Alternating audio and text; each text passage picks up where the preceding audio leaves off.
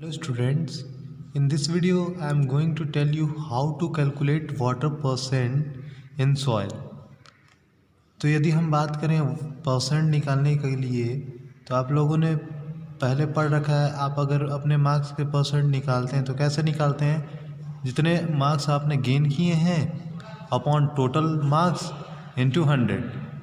ठीक उसी तरह percentage of water in soil अगर देखा जाए तो क्या होता है, mass of water in soil upon original mass of soil, यानी कितना था और उसको 100 से हम मल्टीप्लाई कर देते हैं। ठीक है, यानी कि अगर हमें परसेंटेज निकालना है कि सॉइल में वाटर का कितना परसेंट है तो हम करेंगे mass of water in soil, यानी कि कितना मास है वाटर का सॉइल में, और फिर ओरिजिनल मास यानी कि सॉइल और प्लस वाटर का मास दोनों ऐड करके ही ओरिजिनल मास निकाला जा सकता है। तो यहाँ पे हम ओरिजिनल मास रख देंगे इंटू 100 कर देंगे। ओके, तो चलिए एक क्वेश्चन है उसे देख लेते हैं, इससे आपको अच्छे तरह से समझ में आ जाएगा। 200 gram of soil is taken and dried completely. Dried completely मतलब कि जब 200 ग्राम हम लोगों ने सॉइल लिया था तो उसमें वाटर कंटेंट था। ठीक है, उसको जब हमने ड्राई किया तो वो वाटर कंटेंट क्या होगा, वाटर वेपर में चेंज हो जाएगा। वाटर वेपर में अगर चेंज होगा तो मीन्स वो वाटर क्या हो जाएगा, अब वो सॉइल से बाहर हो चुका रहेगा।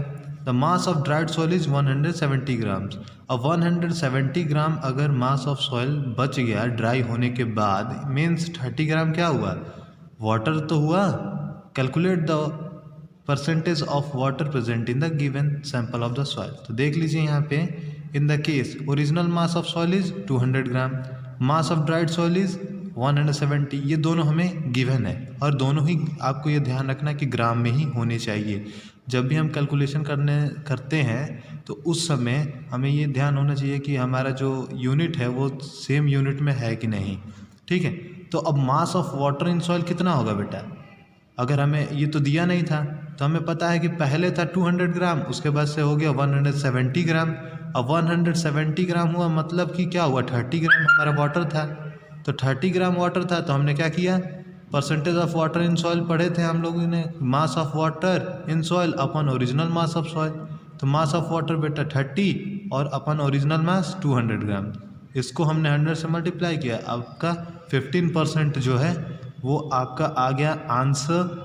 और ये कौन सा परसेंट है, percentage of water in soil. तो इस तरह से बेटा आप बहुत सारे क्वेश्चंस कर सकते हो।